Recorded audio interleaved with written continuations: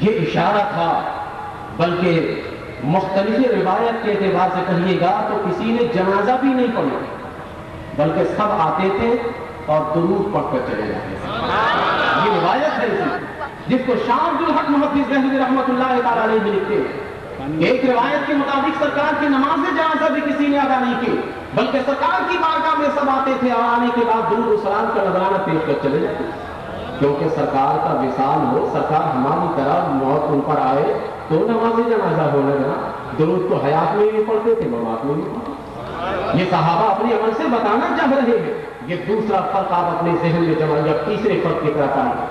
تیسرا فرق یہ کہ ہمارے اور آپ کا جب انتقال ہوتا ہے تو ہمارے ہونٹ بند ہو جاتے ہیں، نگاہیں بند ہو جاتی ہیں۔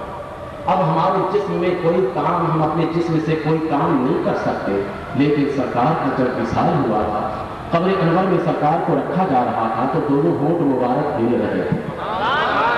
صحابی نے کان لگا کر سنا تو اس وقت بھی سرکار اس گنہگار امت کو یاد فرما رہے تھے، رب حبلی امتی کی صدا بلند کر رہے تھے۔ دیکھیے آواز ایسی صاف آواز تھی کہ کان لگانے والوں کو کلمات کا بھی پتہ چل گیا تھا۔ ایک ہے نا کہ ایسی آواز میں پتہ نہ لگے، کان لگانے کے بعد بھی پتہ نہیں چلتا، لیکن نہیں، سرکار کی زبان سے لفظ ایسے فصیح اور بلیغ انداز میں نکل رہا تھا کہ کان لگانے والے صحابی کہتے ہیں کہ میں نے سنا کہ سرکار فرما رہے تھے رب حبلی امتی جو ہماری طرح مر جائے وہ کلام کرنے کے لیے بتائیے تو، جس کی موت ہماری موت کی طرح ہو، کیا وہ قبر میں جا کر کلام کرے گا؟ اور وہ بھی اتنے فصیح اور بلیغ انداز میں کلام کرے گا؟ ایسا ہو ہی نہیں سکتا۔ ہم اور آپ جاتے ہیں تو ہماری زبان بند ہوتی۔ اچھا ایک بات یہ بھی آپ بتائیں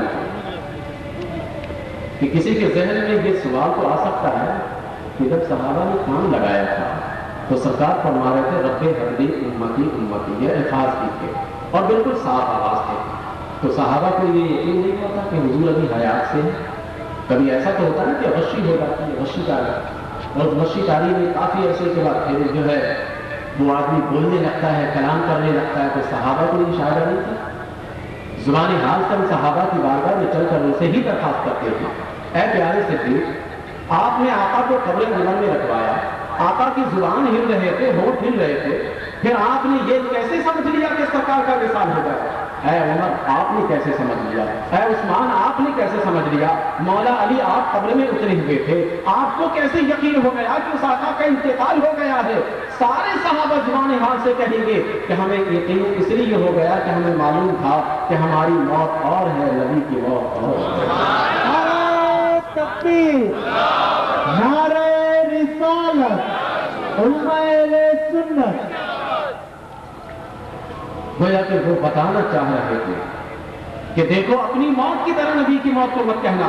تو دیکھیے غسل سے لے کر جنازہ اور یعنی آپ کو تدفین کرنے کے لیے لے کر گئے، اس وقت تک کسی نے بھی ہمارے سے مماثلت ہے؟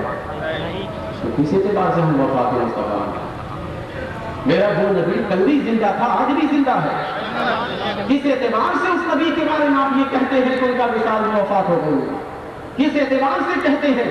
صحابہ اس بنا پر اپنے آقا کو قبر انور میں رکھ رہے تھے کہ اس صحابی کو یہ معلوم تھا کہ میرے آقا علیہ الصلوۃ والسلام جس طریقے سے ہم پر موت آتی ہے ان پر موت نہیں آتی۔ یہ دوسرا نقطہ آپ کے ذہن میں اتر گیا کہ ہماری موت اور سرکار دو عالم علیہ الصلوۃ والسلام کے وصال میں بڑا فرق ہے، اس لیے آپ منائیے کسی کے وفات کو، ہم نبی کے میلاد کو منائیں۔ تیسرا نقطہ یہ جو سرکار کے وصال کا آپ نے سنا ہے، سب کچھ سرکار کا وصال ہوا، نبی کریم علیہ الصلوۃ والسلام پر موت آئی، تو سرکار پر جو موت آئی نا کہ یہ موت سرکار کے لیے وصال ہے، ہمارے لیے اب بھی حیات ہے، یہ یاد رکھیے گا۔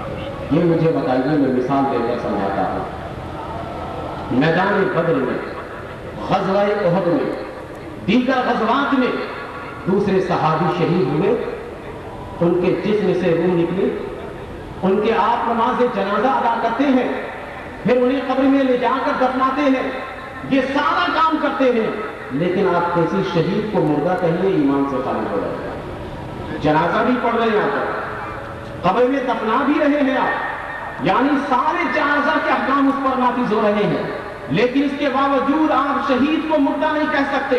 सरकार दो आलम अलैहिस्सलातु वस्सलाम पर विसाल मुबारक आपके बारे में आपको गज़ल भी दिया गया, आपके फर्दन फर्दन लोग आकर नमाज भी पढ़ते रह गए, बख़िलाफ़ रिवायत दुरूद भी पढ़ते चले गए, आपको कब्र अनवर में भी लिटा दिया गया, लेकिन क्या इसके बावजूद भी मेरे रसूल को आप कहिएगा कि ये मौत आ गई, ये मुर्दा हो गए कहिएगा? शहीद को आप दफनाते हैं हाथ से, शहीद की नमाज जनाजा अदा करते हैं आप, लेकिन इसके बावजूद शहीद को आप मुर्दा नहीं कहते। अगर आपने मुर्दा कहा तो कुरान कहेगा आपका ईमान मुर्दा होगा। अब आप जिंदा तो हैं लेकिन ईमान मुर्दा है। कुरान ने कह दिया शहीद को जिंदा कहो, अगरचे तुम उसकी नमाज से जनाजा भी पढ़ते हो, अगरचे कब्र में ले जाकर दफनाते भी हो, लेकिन शहीद को तुम मुर्दा मत कहना।